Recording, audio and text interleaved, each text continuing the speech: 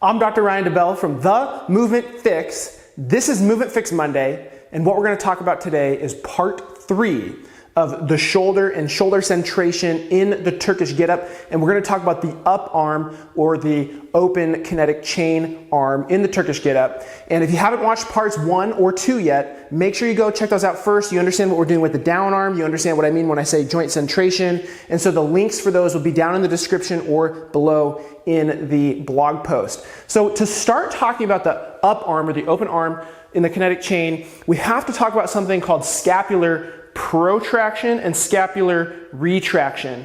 When I work on the up arm in the Turkish get-up, I typically stop at each position and do something to actively challenge the position so I get strong there. Everyone always wants to rush through the Turkish get-up, and I want them to savor the Turkish get-up. I want them to enjoy each step of the Turkish get-up. And so I want to give that person a task that requires them to create muscular tension and control in each position. And so understanding this protraction and retraction thing is going to be really important, as well as elevating and sort of depressing the shoulder. So what I want to do first is I'm going to lay down on the ground, and I'm going to show this to you without weight. And so what I'll show you here is laying on my back here. When we talk about the up arm, I'll kind of talk about pulling it back and sort of pushing it forward like this. And again, what I'm thinking about is that the shoulder blade is going forwards and going backwards and going forwards and going backwards. So that's going to be one of the things that we do. Another one of the things that we do is rotating the arm completely in each position. And then another thing that we're going to do is pressing in each position to gain strength muscularly in the Turkish get-up on the up arm. So because in the Turkish get-up on the up arm, there's really no weight. On the down arm, there's like your body weight. So it is very helpful a lot of times to start with weight on the up arm when you're learning it. Granted, you already know how to use the bottom arm parts 1 and 2. So what I'm going to do here is I'm going to press up with the kettlebell. I'm going to get this hand out here, and I'm just going to see in this position, can I protract and retract the shoulder blade? What this is teaching me to do is how to muscularly control everything that my shoulder blade is able to do here in terms of retraction and protraction and strengthening those positions. Because when you're lifting overhead, like in a press or a push jerk, you may want some scapular rotation and elevation. And so this is a great way to start teaching yourself how to get there and kind of be strong there. And then also what I can do in this position to teach myself how to use my shoulder is trying to rotate it as far as I can in both directions of rotation, always making sure that it's pain-free. And then I could also do a floor press in this position. And then those are my 3 options that I can do here. And there's a lot more options, but those are the 3 that we're going to cover. The next thing that you have to think about in the Turkish get-up for this up arm is rotating in sort of rolling and pulling action to get up into this first position on the forearm. But what happens a lot of times for people is this: when there's weight in this up arm, it will sort of lag behind, and instead of being actively supported here, it'll start to go back here. And so what I need this person to do is I want to teach them how to just roll as far as they can on their side like this. And I want to see if they even know where their shoulder is. And you would be surprised at how many people's arms come way back here and they think it feels super heavy. But they just need to bring the weight forward and understand that they don't have to feel a stretch here. If you're supported, it isn't going to be way back here where you're stretching stuff.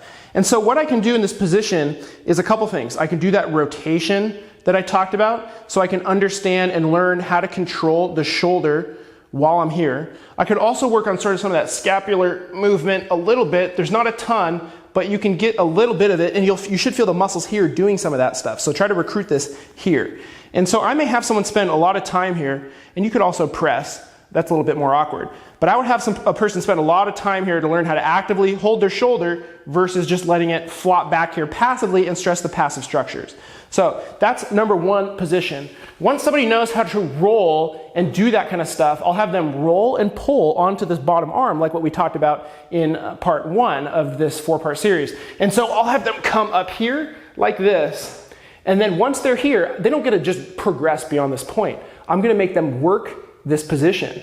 And so from here, we can do the things that we talked about. I'm going to make sure, number 1, that it's pretty well stacked. I don't want them to be shrugging up to their shoulder or their shoulder up to their ear like this. And so you have to watch for that because people will go here and they'll kind of lean like this. You have to make sure the shoulder is away from the ears. And then once you do that, you can start working again on that rotation. You can work on, can they protract and sort of reach the kettlebell up towards the ceiling? This is different than shrugging up to the shoulder. This is shoulder blade. This is more kind of shoulder joint cranking up to the ear. And so we can go protraction, retraction, protraction, retraction. We can get a little bit retracted and rotate. And then we can also start working on pressing in this position, not pressing up like this because that's not centrated, but retracting a little bit and then holding the shoulder where it is and then pressing from there. So that's what we can do kind of in this elbow position. Once we're strong here, we can then go up to the hand.